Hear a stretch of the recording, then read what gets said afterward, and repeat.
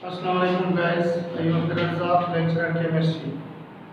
Today my topic is how to calculate empirical formula and molecular formula from given sample. तो बेटा last lecture में मैं आपको बता चुका था कि मॉलिक्यूलर फार्मूला हम किस तरह से कैलकुलेट करते हैं और एम्पिरिकल फार्मूला हम किस तरह से कैलकुलेट करेंगे। लेकिन आज हमारे पास किसी सैंपल में से हम किस तरह से मॉलिक्यूलर फार्मूला को और किस तरह से एम्पिरिकल फार्मूला को फाइंड करेंगे, उसके हम ड्यू रेगुलेशन और एक एग्जांपल भी हम डिस्कस करेंगे कि किस तरह से हम एक गिवन सैंपल से एम्पिरिकल फार्मूला या मॉलिक्यूलर फार्मूला को फाइंड करेंगे। तो बेटा यहाँ पे हमारे पास जो इसके स्टेप्स होंगे इसको हम किस तरह से डिस्कस करेंगे कि steps involving to calculate empirical and molecular formula. हमारे पास कौन से स्टेप्स इन्वॉल्व होंगे। फर्स्ट सपोज अगर आपको ये एक मास दिया जाए कि what is the empirical formula of given sample, इस मास का इसका कोई वेट होगा, फर्स्ट सपोज 2, 3 या 5 ग्राम हम रख देते हैं, इसका मास है। इसमें से हम इसको किस तरह से कैलकुलेट करेंगे कि इसमें कौन से स्टेप हमारे पास इन्वॉल्व होंगे। तो यहाँ पे फर्स्ट स्टेप हमारे पास determine the elements present in a compound. Means आपके पास बेटा ये जो मास दिया जा रहा है, अगर मैं इसको कंसीडर करूं कि ये 3.5 ग्राम है, मेरे पास 3.5 ग्राम का मास है इसका। अब इसमें फर्स्ट स्टेप में क्या बोल रहा है कि determine the elements present in a compound. ये जो कंपाउंड हमें सैंपल मिला है इतना ग्राम, इसमें हमें फाइंड करना है कि इसके अंदर एलिमेंट्स कौन से होंगे। बड़े इस स्टेप को हम कहते हैं एक्सपेरिमेंटल स्टेप। ये एक्सपेरिमेंटल ऑब्जर्वेशन के दौरान हम इसको फाइंड करेंगे और एक्सपेरिमेंटली इसको हम फाइंड करेंगे, डिटेक्ट करेंगे कि इस सैंपल के अंदर कौन से एलिमेंट हैं। फॉर सपोज इस सैंपल में हम कहते हैं जनरली ए, बी और सी ये 3 हमारे पास एलिमेंट हैं, वो हम एक्सपेरिमेंटली ऑब्जर्व करेंगे। लेकिन हमें सिर्फ मास मिलेगा, उसका एम्पिरिकल और मॉलिक्यूलर फार्मूला हम फाइंड करने जा रहे हैं। अब सेकंड स्टेप हमारे पास इसमें determine the masses of element present in compound. अब ये जो एलिमेंट हमने फर्स्ट स्टेप में डिटेक्ट किए ए, बी और सी, इनका कितना कितना मास है इसमें। फॉर सपोज हमारे पास टोटल मास ये 3.5 में से ए का मास कितना है, 3.5 में से बी का मास कितना है और 3.5 में से सी का मास कितना होगा, ये भी हम एक्सपेरिमेंटली ऑब्जर्व करेंगे। आगे एग्जांपल में मैं आपको बताऊंगा कि इसको हम किस तरह से फाइंड करेंगे। इसके बाद बेटा हमारा थर्ड स्टेप है calculate the percentage of element present in a compound. अब फर्स्ट सपोज जब इनका हमने मास फाइंड कर लिया तो टोटल मास ये होगा। अगर मैं जस्ट कंसीडर करूं कि इसका 1.1 ग्राम मुझे मिल गया, इसका 1.2 ग्राम मुझे मिल गया और बाकी हमारे पास जो रिमेनिंग मास है वो सी का होगा। अब ये जो मास हमें मिल गया, इससे हम परसेंटेज ऑफ एलिमेंट फाइंड कर सकते हैं कि कितना परसेंटेज है ए का इस सैंपल के अंदर, बी का कितना परसेंटेज है। जब दो हमें मिल गए तो इन दोनों को हम ऐड करके सी का परसेंटेज भी फाइंड कर सकते हैं। नेक्स्ट हमारा फोर्थ स्टेप है, इसके बाद है fourth step calculate the mole ratio of element. How to calculate the mole ratio. बड़ा मोल रेशियो को फाइंड करने के लिए हम जो परसेंटेज हमें मिलेगा, फॉर सपोज यहाँ पे मुझे ए का परसेंटेज मिल गया 36.5। अब ये मुझे परसेंटेज मिल गया ए का। अब मैं मोल रेशियो इसका कैसे फाइंड करूंगा, इसकी ए की एटॉमिक मास है, ये कोई ना कोई एलिमेंट होगा। फॉर सपोज जस्ट हम कार्बन कंसीडर करते हैं कि कार्बन का एटॉमिक मास से जब इसको हम डिवाइड करेंगे that is called mole ratio. तो मोल रेशियो हमारा फोर्थ स्टेप है calculate the mole ratio of element. ये हम कहां से फाइंड करेंगे, वो हमारे पास मिलेगा परसेंटेज से। जब हम परसेंटेज फाइंड कर लेंगे तो हमारे पास मोल रेशियो को हम आसानी से फाइंड कर सकते हैं। बड़े यहाँ पे जब हमारे पास मोल रेशियो जो मिलेंगी उनकी जितनी वैल्यूज होंगी उनको छोटी वैल्यू से सबको डिवाइड करेंगे, then we obtain simplest ratio. जब सिंपलेस्ट रेशियो मिल गया तो हम उसका एम्पिरिकल फार्मूला लिखेंगे। एम्पिरिकल फार्मूला फॉर सपोज हमारे एलिमेंट में ए, बी, सी थे, ए के 2 एटम आ गए, बी का 1 और सी के 3 एटम आ गए। इस तरह से हम उसको एम्पिरिकल रेशियो में रिप्रेजेंट करेंगे। इसके बाद बड़ा अगर इसी सैंपल से हमें मॉलिक्यूलर फार्मूला भी फाइंड करना होगा तो हमें मॉलिक्यूलर मास इसका दिया जाएगा मॉलिक्यूलर मास हमें दिया जाएगा और फिर हम इजीली एम्पिरिकल फार्मूला से मॉलिक्यूलर फार्मूला फाइंड कर सकते हैं। ये चीज मैंने आपको लास्ट वाले लेक्चर में बताई थी कि molecular formula is equal to empirical formula over n, और मॉलिक्यूलर और एम्पिरिकल फार्मूला को भी मैं लास्ट वीडियो में डिस्कस कर चुका हूं। अगर वो आपने वीडियो नहीं देखी तो आप उस वीडियो को लाजमी देखिएगा कि एम्पिरिकल और मॉलिक्यूलर फार्मूला क्या होते हैं। तो बेटा यहाँ पे एक और मैंने जनरल यहाँ पे बात डिस्कस की है कि हमारे पास एक सीक्वेंस आती है कि किसी सैंपल में से, फॉर सपोज ये हमारे पास सैंपल है, इस सैंपल से मैं किस सीरीज में एम्पिरिकल और मॉलिक्यूलर फार्मूला को फाइंड करूंगा, तो वो मेरे पास एक सीरीज है। फर्स्ट हमें देखना है कि एलिमेंट कौन से हैं, second mass of element, third percentage of element, fourth mole ratio, sixth simplest ratio, fifth simplest ratio, sixth हमारे पास एम्पिरिकल फार्मूला और फिर सेवंथ हमारे पास है मॉलिक्यूलर फार्मूला। ये आपके पास सीक्वेंस जो है एंट्री टेस्ट में काम आएगी। एंट्री टेस्ट में क्वेश्चन आता है कि एक सैंपल से अगर हम किसी कंपाउंड का एम्पिरिकल फार्मूला या मॉलिक्यूलर फार्मूला फाइंड करें तो उसकी बताओ कौन सी स्टेप में करेक्ट सीक्वेंस है। This is the correct sequence of element या to calculate to find the empirical और मॉलिक्यूलर फार्मूला। तो बेटा ये हमारे पास एक करेक्ट सीक्वेंस होगी जो कि आपको एमसीक्यू सॉल्व करने के लिए आसानी होगी। इसके बाद हम आगे एक एग्जांपल देखते हैं कि गिवन सैंपल से हम किस तरह से इन स्टेप को फॉलो करवा के हम एम्पिरिकल और मॉलिक्यूलर फार्मूला फाइंड कर पाएंगे। तो बेटा यहाँ पे हमारे पास एग्जांपल है ये ethylene glycol is used as antifreeze. Ethylene glycol is used as an antifreeze. On combustion of 6.38 gram of ethylene glycol gives 9.06 gram of carbon dioxide and 5.58 gram of water.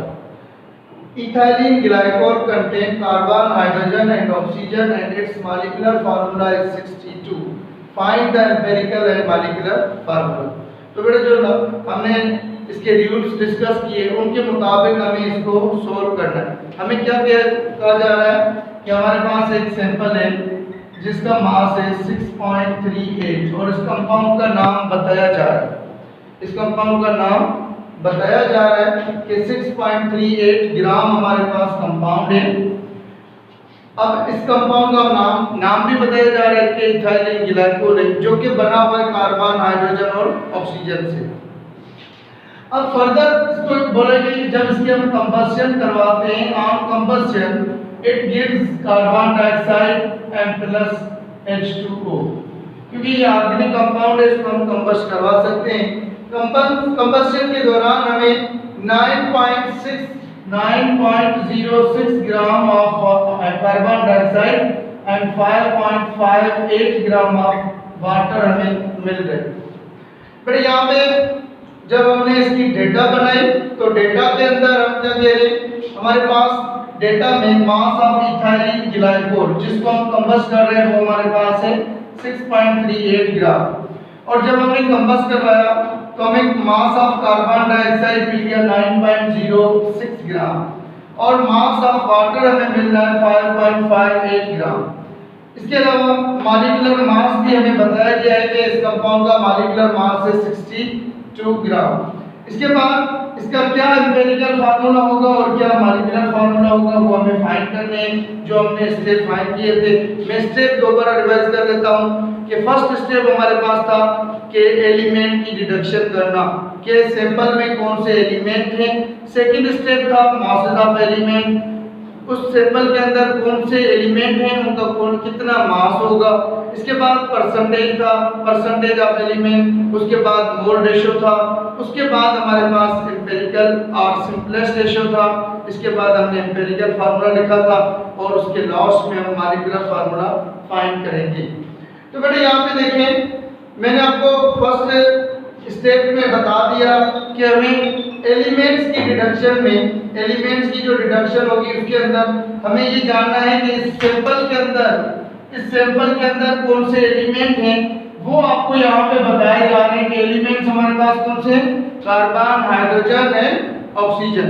Carbon, hydrogen and oxygen और the elements. तो means हमारा first step था to determine the elements in ethylene glycol. Ethylene glycol के अंदर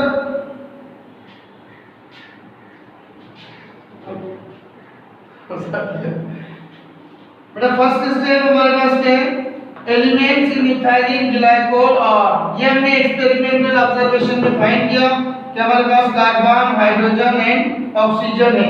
carbon, hydrogen and oxygen हमारे पास ethylene glycol के अंदर पाए जाते हैं। तो बेटा यहाँ पे हमें फर्स्ट स्टेप में हमें एलिमेंट डिटेक्ट करने होंगे कि कुछ elements are present in given sample. इस सैंपल के अंदर हमें पता चल गया एक हमारा कार्बन है, हाइड्रोजन है और ऑक्सीजन है। ये हमें पहले ही बताया गया है क्योंकि ये हमारे पास एक्सपेरिमेंटल मेथड है, इसको हम इजीली फाइंड नहीं कर सकते। अगर ये क्वेश्चन एग्जाम हॉल में आ जाए तो वहाँ पे लिबर्टी नहीं होगी, उसको हम फाइंड नहीं कर सकते। इस वजह से ज्यादातर फर्स्ट स्टेप हमें सॉल्व मिलेगा। बेटा सेकंड स्टेप हमारे पास था, स्टेप नंबर 2 हमारे पास था मासेस ऑफ एलिमेंट। कौन सा था? Step number 2 masses of element. अब इस एलिमेंट का इसमें से कितना मासेस होगा, कितना मास इसको हम कैलकुलेट करेंगे। तो हम यहाँ पे सेकंड स्टेप हमारा था मासेस ऑफ एलिमेंट्स। जो एलिमेंट्स है इनका कितना मास है उसको हम फाइंड करेंगे। तो मैंने यहाँ पे एम्पिरिकल फार्मूला को फाइंड करने के लिए हमें एक ट्रिक दी जाती है कि जो हमारे पास एलिमेंट है जैसे कार्बन और हाइड्रोजन, इसके रेस्पेक्ट में हमें जो कार्बन डाइऑक्साइड का और वाटर का मास बताया गया है इसमें से हम इनका मास जो है वो फाइंड करेंगे। अब हमारे पास जो मास फाइंड करने का फार्मूला है, अगर मैं यहाँ पे लिखूं तो मैं लिखूंगा mass of carbon is equal to, सही, mass of carbon is equal to 1 mole of carbon, 1 mole of carbon divided by 1 mole of carbon dioxide multiply by mass of carbon dioxide, mass of carbon dioxide. ये मेरे पास इसका formula बन जाएगा। क्यों? क्योंकि मेरे पास carbon dioxide का जो मास है उसके रेस्पेक्ट से मैं कार्बन का मास फाइंड कर रहा हूँ, और जो वाटर का मास है उसके रेस्पेक्ट से मैं हाइड्रोजन का मास फाइंड करूंगा। उसके अंदर भी मैं यही फार्मूला यूज करूंगा। तो यहाँ पे मेरे पास अगर मैं कार्बन डाइऑक्साइड के हिसाब से देखूं तो यहाँ पे 1 मोल मैंने क्यों रखा है, क्योंकि कार्बन डाइऑक्साइड के अंदर कार्बन का 1 मोल है, इस वजह से मैंने यहाँ पे 1 मोल रखा है। And 1 mole of carbon dioxide, क्योंकि इसके रेस्पेक्ट इसमें से हम कार्बन को फाइंड कर रहे हैं, और जो हमें मास ऑफ कार्बन डाइऑक्साइड मिला है वो हमारा कौन सा मास होगा जो कंबशन के दौरान हमें मिलेगा। तो बेटा यहाँ पे अगर मैं वैल्यू पुट करूं mass of carbon is equal to 1 mole कितना बराबर होगा 12 ग्राम की, कार्बन का एटॉमिक मास 12 ग्राम के बराबर होता है। तो यहाँ पे हमारे पास molecular mass of carbon dioxide ये हमारे पास आएगा 44 ग्राम, और मल्टीप्लाई बाय कार्बन का मास हमें कितना दिया गया है 9.06 ग्राम।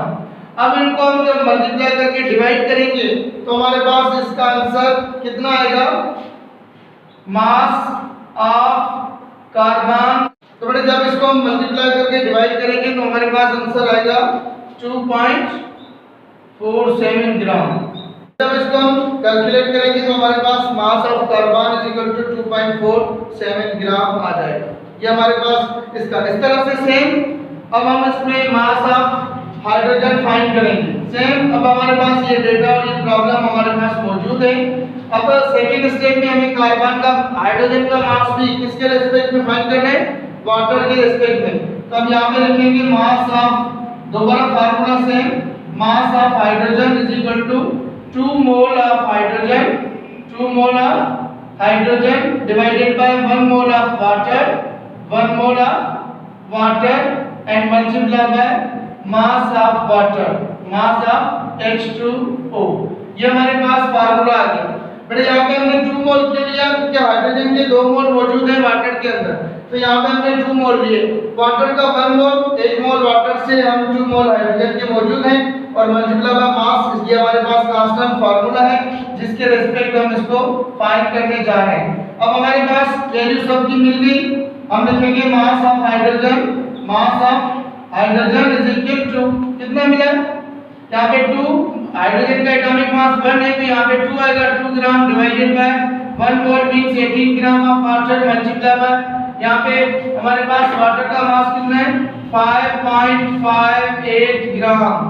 तो ये हमारे पास इसकी कैलकुलेशन, जब इसको हम कैलकुलेट करेंगे तो हमारे पास आंसर कितना आएगा मास। अब इन दोनों का मल्टीप्लाई करके इसका आंसर निकालें मास ऑफ हाइड्रोजन। तो बेटा यहाँ पे जब इसको हम कैलकुलेट करेंगे, इसके वैल्यू को कैलकुलेट करके हमारे पास आंसर आएगा 0.62 ग्राम। ये हमारे पास हाइड्रोजन का मास मिल गया। अब देखिए कार्बन डाइऑक्साइड का मास हमें ये मिल गया और हाइड्रोजन का मास हमें ये मिल गया। ये दोनों मास सेकंड स्टेप हमारा चल रहा है, दो एलिमेंट के मास मिल गए। अब मैंने आपको बताया था थर्ड एलिमेंट का मास फाइंड करना बहुत आसान होगा। आप इन दोनों एलिमेंट के मास को, कार्बन और हाइड्रोजन के मास को ऐड करके इस सैंपल से माइनस करें तो रिमेनिंग मास ऑफ ऑक्सीजन बनेगा। आप यहाँ पे अगर कैलकुलेट करना चाहते हैं तो कैलकुलेट कर लें, वरना हम परसेंटेज, अब नेक्स्ट स्टेप हमारा है परसेंटेज। जब हम परसेंटेज फाइंड करेंगे तो हम 100 से उन दोनों का परसेंटेज माइनस करेंगे तब भी हमारे पास वैल्यू आ जाएगी। अब बेटा नेक्स्ट स्टेप हमारे पास क्या हो गया, स्टेप नंबर 3। स्टेप नंबर 3 में हमें परसेंटेज ऑफ एलिमेंट फाइंड करना है। कौन सा था, परसेंटेज ऑफ एलिमेंट्स। अब यहाँ पे हम direct percentage of element find कर रहे हैं। अब परसेंटेज के लिए बेटा हमारे पास फार्मूला क्या है, फॉर सपोज मैं यहाँ पे लिखूंगा percentage of carbon is equal to mass of carbon जो मुझे मिला है, यहाँ पे लिखूंगा mass of carbon divided by mass of sample. Mass of sample जो में इथाइलिन ग्लाइकोल के 6.38 ग्राम मिले थे, इसमें से कार्बन का मास हमें ये मिला है। तो यहाँ पे मल्टीप्लाई बाय इसको मैं 100 करूंगा, मेरे पास आंसर आएगा। अब यहाँ पे ये परसेंटेज बराबर हो गया, कार्बन का मास कितना मिला है 2.47 डिवाइडेड बाय इसका मास सैंपल कितना है 6.38 और मल्टीप्लाई बाय 100। जब इनको हम मल्टीप्लाई करेंगे तो हमारे पास परसेंटेज कितना आएगा। अब यहाँ पे percentage of carbon, percentage of carbon 38.71 हमारे पास इसका आंसर आएगा। तो ये हमारे पास कैलकुलेशन इस तरह से सेम। अब हाइड्रोजन का परसेंटेज फाइंड करेंगे, हाइड्रोजन का मास हमारे पास ये पड़ा हुआ है, इसको हम फाइंड करेंगे। अब नेक्स्ट में अगर मैं यहाँ पे हाइड्रोजन का परसेंटेज फाइंड करूं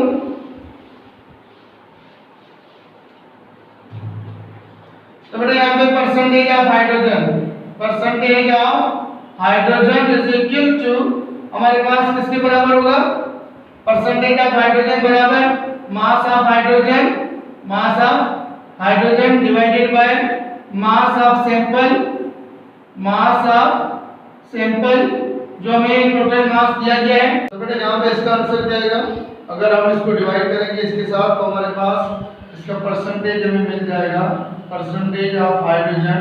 आप इसको कैलकुलेट करके देखिए 9.72 परसेंटेज मिल जाएगा। अब देखिए मैंने आपको स्टार्टिंग में बताया था अगर हम तीसरे एलिमेंट का मींस ऑक्सीजन का अगर मास फाइंड कर लेते तो हम डायरेक्ट उसका यहाँ पे परसेंटेज फाइंड कर सकते हैं।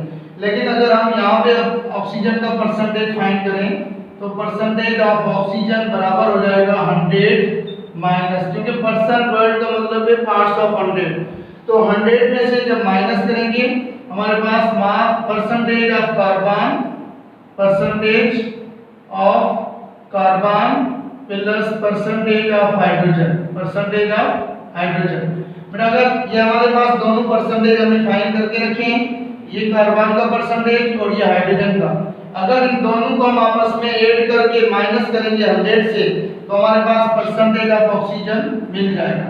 Percentage of oxygen is equal to ये 100 माइनस कार्बन डाइऑक्साइड का कितना परसेंटेज, सॉरी कार्बन का कितना मिला 38.71 माइनस सॉरी प्लस, अब यहाँ पे इसमें प्लस लिखेंगे, प्लस करके 9.72।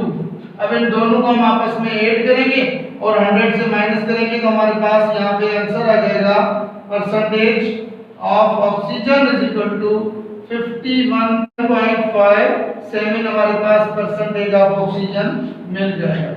ये हमारे पास इसकी कैलकुलेशन हो गई। बेटा ये हमारा थर्ड स्टेप सॉल्व हो गया, हमें परसेंटेज ऑफ एलिमेंट मिल गया। फर्स्ट स्टेप में हमने एलिमेंट देखे जो कि हमें बताए गए थे प्रॉब्लम में, सेकंड स्टेप में हमने मासेस ऑफ एलिमेंट फाइंड किए और थर्ड स्टेप में हमने यहाँ पे परसेंटेज ऑफ एलिमेंट फाइंड कर लिए। अब नेक्स्ट स्टेप हमारे पास जो है वो है मोल रेशियो ऑफ एलिमेंट। अब देखिए ये परसेंटेज हमें रिक्वायर होंगे तो इन परसेंटेज के बेस पे हम इसको फाइंड कर लेंगे। अब हमारे पास बड़ा फोर्थ स्टेप था, fourth step number 4 mole ratio. अगर मोल रेशियो में हम कैसे फाइंड करते हैं, मोल रेशियो का फार्मूला हमारे पास है, mole ratio equal to percentage of element divided by its atomic mass. जो भी एलिमेंट है उसका एटॉमिक मास से अगर उसको हम डिवाइड करेंगे उसके परसेंटेज को तो हमारे पास आंसर मिल जाएगा। सपोज यहाँ पे मैं mole ratio of carbon find करूं, mole ratio of carbon is equal to, अब मेरे पास कार्बन का परसेंटेज कितना मिला था हमने यहाँ पे फाइंड कर लिया था 38.71, इसको एटॉमिक मास 12 के साथ जब इसको हम डिवाइड करेंगे तो mole ratio mass of carbon जो है इसको हम जब एटॉमिक इसके परसेंटेज से डिवाइड करेंगे एटॉमिक मास को तो 3.23 हमारे पास दिस इज मोल रेशियो। इस तरह से सेम अगर मैं mole ratio of hydrogen find करूं, मोल रेशियो ऑफ हाइड्रोजन तो हमारे पास मोल रेशियो ऑफ हाइड्रोजन कितना होगा, हाइड्रोजन का हमारे पास परसेंटेज है 9.71 डिवाइडेड बाय इसका एटॉमिक मास 1 होता है हाइड्रोजन का तो हमें मिल जाएगा 9.71। और हमारे पास मोल रेशियो ऑफ, यहाँ पे ये मोल रेशियो का mole ratio of oxygen is equal to, oxygen का परसेंटेज कितना मिला है 51.57, इसको हम डिवाइड करेंगे 16 के साथ आंसर मिलेगा 3.22, अप्रोक्सीमेटली 3.23 भी इसको हम कंसीडर कर सकते हैं। अब बेटा इसके बाद हमें फोर्थ स्टेप के बाद फिफ्थ स्टेप फाइंड करना है जिसको हम कहते हैं सिंपलेस्ट रेशियो। अब ये जो तीन हमें वैल्यू मिल गई कौन सी, एक कार्बन का मोल रेशियो, दूसरा हाइड्रोजन का मोल रेशियो और तीसरा ऑक्सीजन का मोल रेशियो। जितने भी एलिमेंट हैं इनके जो ये मोल रेशियो मिले हैं इसमें हम देखेंगे जो छोटी वैल्यू होगी उससे हम सबको डिवाइड करेंगे, जो छोटी वैल्यू होगी उसको सब वैल्यू को उससे डिवाइड कर लेंगे तो हमारे पास लास्ट स्टेप है सिंपलेस्ट रेशियो। कौन सा, पांचवा स्टेप हमारे पास है सिंपलेस्ट रेशियो। अब सिंपलेस्ट रेशियो को हम कैसे फाइंड करते हैं, हमारे पास ये जो जितनी भी सिंपलेस्ट रेशियो मिले हैं इनमें से जो हमारे पास ये मोल रेशियो मिले इनको हम स्मॉल वैल्यू से डिवाइड कर लेंगे तो हमारे पास मिलेगा सिंपलेस्ट रेशियो। अगर मैं यहाँ पे लिखूं simplest ratio of oxygen, simplest ratio of oxygen is equal to, मेरे पास कितनी वैल्यू मिली है,